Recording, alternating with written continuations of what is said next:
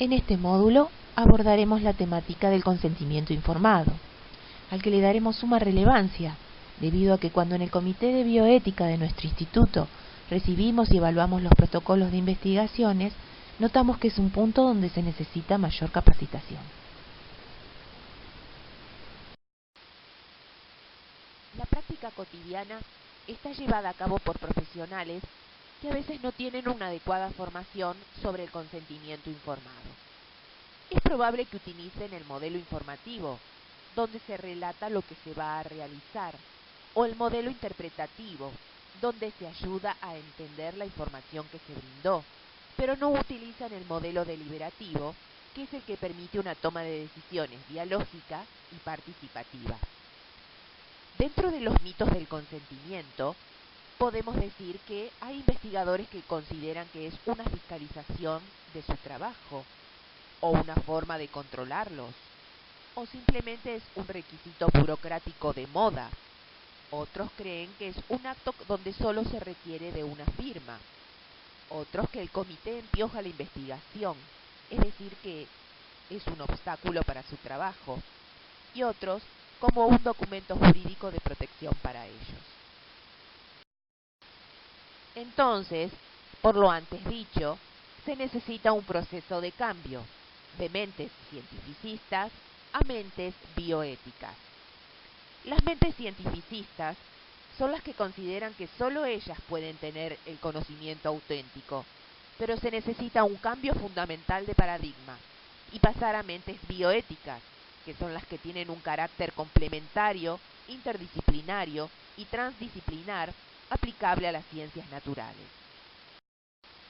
Continuamos con este cambio bioético en la relación médico-paciente, que ha obligado a abordar este vínculo, a veces caracterizado por el sentimiento paternalista, compasivo y a veces hasta autoritario o arbitrario, para pasar a una nueva situación en la que ya no se llama paciente a la persona que recibe un servicio de salud, sino que ahora se la llama usuario, y a los médicos, enfermeros y a todo el personal sanitario se los llama prestadores de servicios de salud. Con el consentimiento informado, toda persona tiene derecho al acceso a los servicios de salud y a la libertad de decidir sobre dichos servicios. Tiene derecho a que se respete su autonomía, que es obrar según su criterio, con independencia en su opinión, sin importar el deseo del investigador.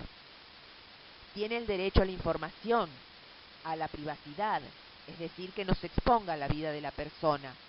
Tiene derecho a la confidencialidad, donde se garantice que los datos recolectados sean accesibles únicamente al personal autorizado para acceder a dicha información. Tiene derecho a la igualdad, es decir, que tenga la misma cantidad, calidad, valor o forma del parámetro que se está investigando al resto de las otras personas. Tiene derecho a la no discriminación, es decir, que la persona sujeta a estudio no tenga un trato diferente y o perjudicial. Y por último, tiene derecho a la promoción de la salud. Todo paciente involucrado en una intervención biomédica que implica riesgo para su integridad debe consentirla o rechazarla en forma expresa, luego de haber recibido toda la información adecuada, sin que medie coacción y siendo absolutamente capaz. El hábito de informar y de instrumentar el consentimiento informado ha llegado a la medicina como una reacción temerosa ante posibles demandas jurídicas o hasta como un trámite administrativo de la institución, en lugar de ser una convicción de la obligación moral de respetar el derecho de los pacientes a saber y a decidir sobre lo que más les conviene sobre su salud de acuerdo a sus creencias o a sus convicciones particulares. Por eso, en el concepto del consentimiento informado, hablamos de un proceso mediante el cual se garantiza por escrito que después de haber recibido y comprendido toda la información necesaria y pertinente, el paciente ha de expresar voluntariamente su intención de participar en la investigación o su autorización para que sobre él se efectúen procedimientos diagnósticos, tratamientos médicos o intervenciones quirúrgicas de cualquier tipo, que suponen molestias, riesgos o inconvenientes que previsiblemente pueden afectar su salud o su dignidad, así como las alternativas posibles, derechos, obligaciones y responsabilidades. Para que el consentimiento informado sea comprendido por los sujetos de estudios, este debe redactarse en el idioma que domina el paciente, con un lenguaje sencillo y práctico, adaptado culturalmente y que evite el empleo de términos técnicos y científicos. Siempre debe contener el objetivo. También, como dijimos antes, debe tener los posibles riesgos y beneficios, los procedimientos y las otras alternativas terapéuticas. También debe quedar en claro la posibilidad de desistir en cualquier momento del estudio. Otra cosa que también debe contener el consentimiento es un lugar donde pueda acudir en caso de molestias y siempre debe existir el número de teléfono del investigador. Es conveniente que durante el proceso del consentimiento informado se tengan en cuenta las consideraciones básicas que son las que se detallan en esta diapositiva.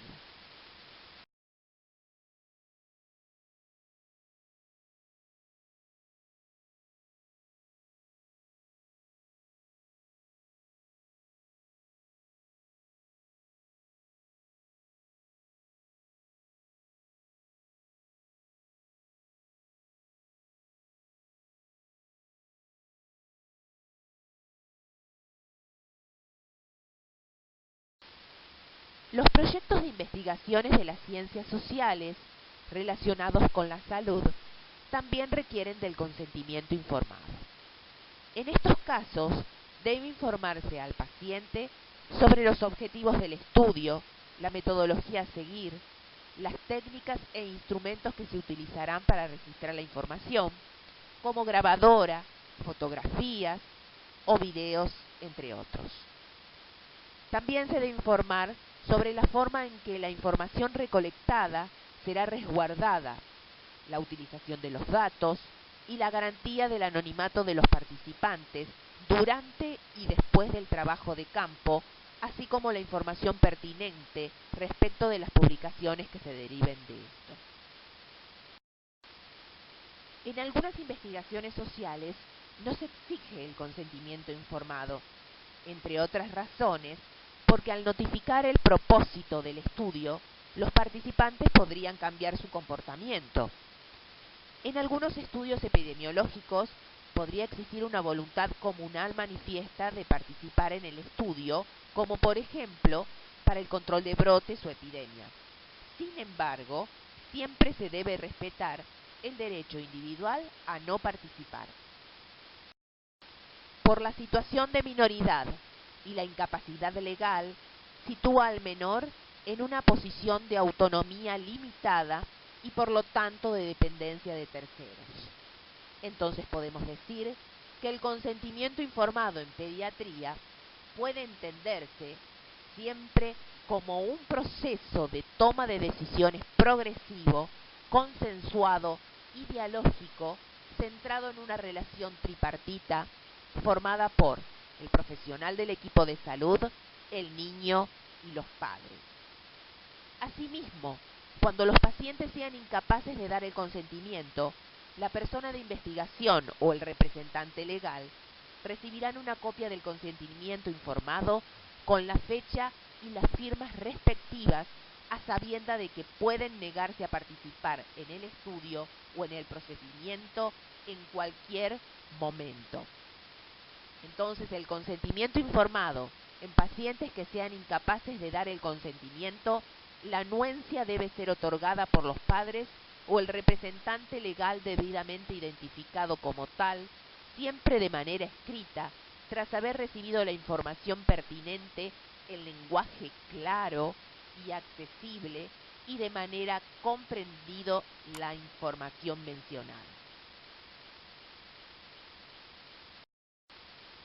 Si los que van a participar en la investigación son menores, debemos hablar de asentimiento, donde se trata de solicitar al menor que acepte participar en un estudio de investigación, a la vez que los padres o el representante legal autorizan su participación. Existen excepciones para el consentimiento informado, y eso se encuentra dentro del marco legal que se ve en el módulo referido a tal tema.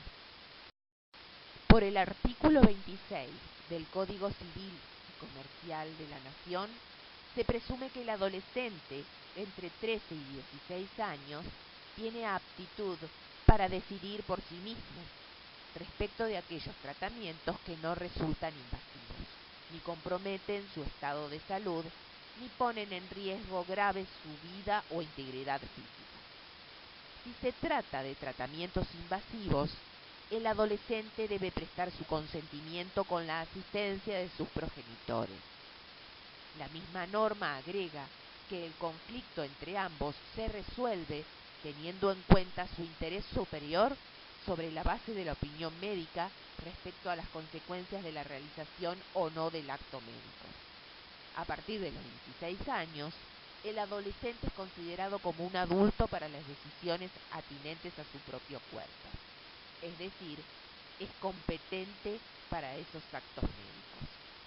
Entonces, podemos decir que se incorpora la idea de la capacidad progresiva que se ajusta a la edad y al grado de madurez, la que a su vez está condicionada a las aptitudes intelectuales y psicológicas del menor. Por último, me pareció oportuno dejar algunos puntos importantes y que no debemos olvidar a la hora de hablar sobre consentimiento informado. Se debe dar el consentimiento informado luego de haber obtenido la información precisa y suficiente. El trato siempre debe ser respetuoso y la comunicación debe ser la que merece el usuario y la familia. Con esto se contribuirá a fortalecer la relación de confianza con el profesional de salud y a disminuir las asimetrías en dicho vínculo. El trato debe ser digno, que involucra un lenguaje adecuado, una actitud cordial y amable, respeto de la privacidad y pudor, y derecho a recibir compañía o asistencia religiosa. Recibir los servicios de salud sin discriminación por razones de sexo, orientación sexual, etnia, raza, religión, condición física o mental, nivel socioeconómico, ideología política, nacionalidad, edad y, para el caso de personas con discapacidad, deben ser atendidas en forma preferencial. Muchas gracias.